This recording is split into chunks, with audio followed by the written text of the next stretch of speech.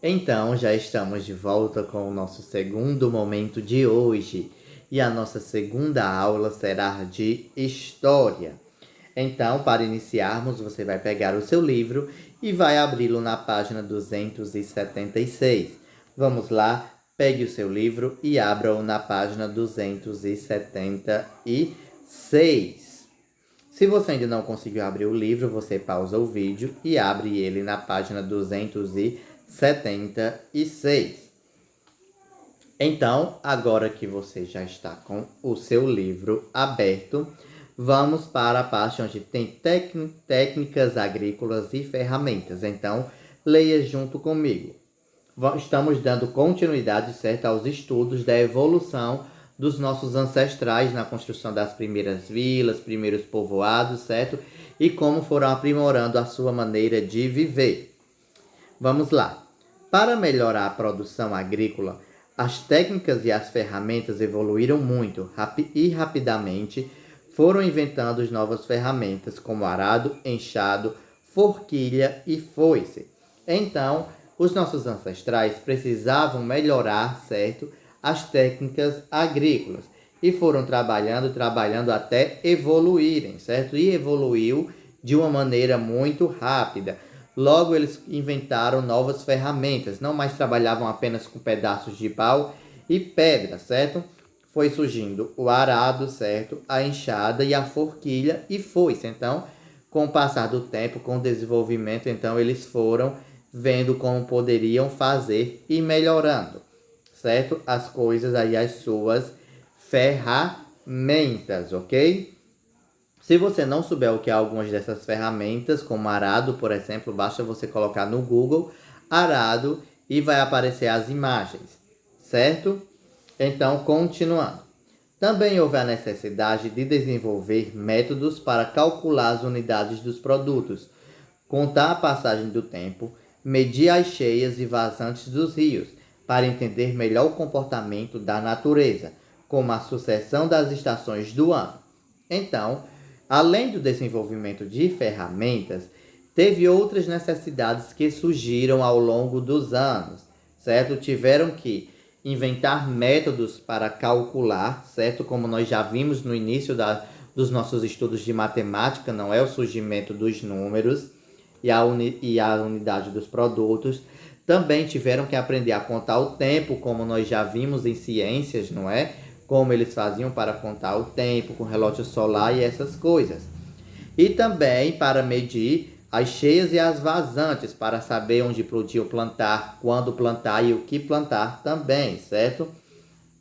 Buscaram estar sempre entendendo melhor como a natureza acontecia, quando chovia, quando ia fazer sol, certo? Quando ia esfriar. Então, eles foram criando técnicas para aprender, certo? E foram dividindo anos em estações, como nós já estamos vendo também em ciências, como vimos, não é? As passagens do ano. Vamos continuar. Era muito importante saber calcular e registrar as mudanças que ocorriam na natureza, pois disso dependia o sucesso das plantações e, por consequência, a abundância ou escassez de alimento.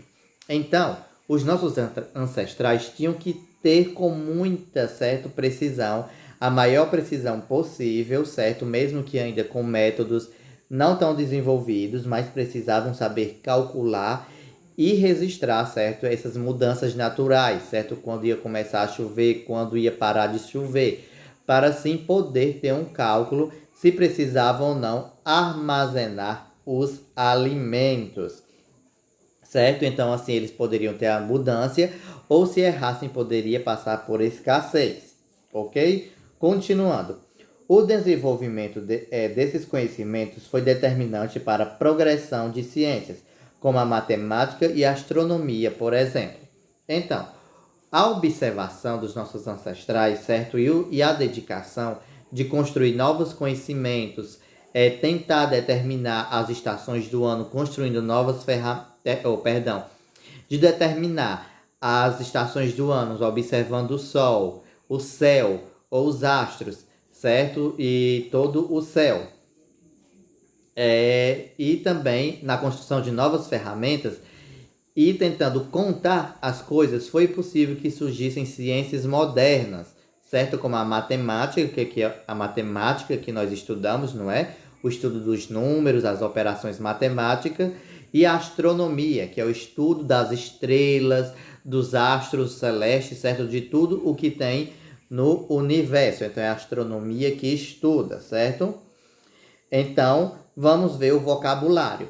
Vazante é o período que as águas de um rio ou mar baixa, havendo um refluxo. Então, quando tem a vazante do rio ou do mar, é quando a água vai baixando, certo? Vai vazando a água do rio. Quando sobe é enchente, certo? Então, quando ela começa a descer, chama-se vazante. E a abundância é fartura, grande quantidade, maior do que necessita. Então, por exemplo, a abundância de milho, então é vários milhos, certo? Várias espigas de milhos deliciosas. Ou então escassez, é falta, pequena quantidade, menor do que necessita, certo? Por exemplo, quando estamos na seca, tem-se pouca água nos reservatórios, certo? Então, vamos agora continuar para o comércio. Se você não entendeu algo, é só me ligar, certo? Antes de iniciarmos o comércio, vamos observar esta imagem, certo? Temos aqui um sistema hidráulico, ou seja, um sistema de abastecimento, não é? E vamos ver na legenda de onde se encontra. Sistema hidráulico histórico de Sustar. Antigo sistema hidráulico do Irã, certo? Que é um país do Oriente Médio, localizado na província de Khuzestan. Foi registrado na lista de Patrimônios Mundial da Unesco em 2019. Então, temos aqui um sistema de abastecimento bem antigo que se encontra no Irã. Para vocês verem, certo, que não é de hoje que se tenta criar um sistema de abastecimento. Continuando o comércio. Com o desenvolvimento de novas técnicas e ferramentas agrícolas, houve um crescente aumento da produção agrícola. A abundância de alimentos permitiu a manutenção de um estoque e estimulou o surgimento de uma nova prática, o comércio. Então, como os nossos ancestrais foram criando novas técnicas, foram se desenvolvendo, e a população foi crescendo, e do mesmo jeito que a população foi crescendo também, as técnicas agrícolas aumentaram, certo?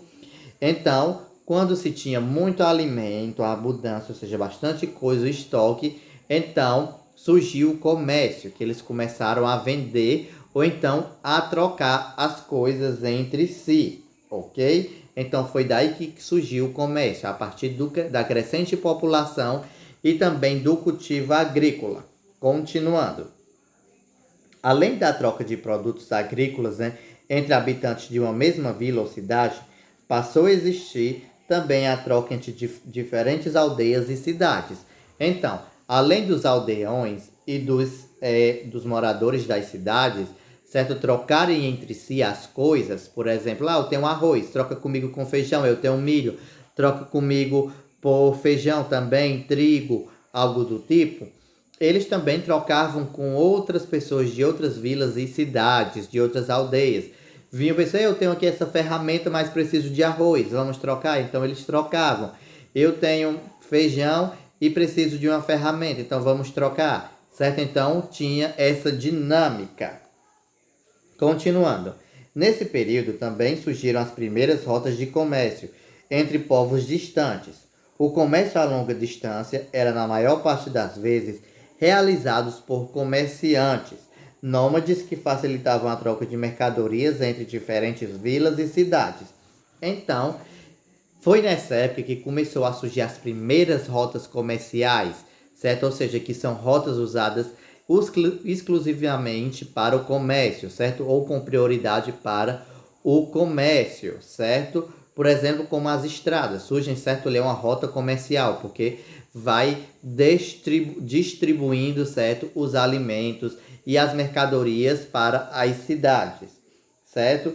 E naquela época, quem facilitou muito foi os nômades, certo? Comerciantes nômades, que estavam sempre em um lugar e outro, e assim facilitou a troca de mercadorias. Continuando. Muitas dessas vilas e cidades passaram também a servir como pontos de encontro entre mercadores e consumidores. transformando-se em centros urbanos com grande concentração de pessoas e atividades econômicas diversificadas.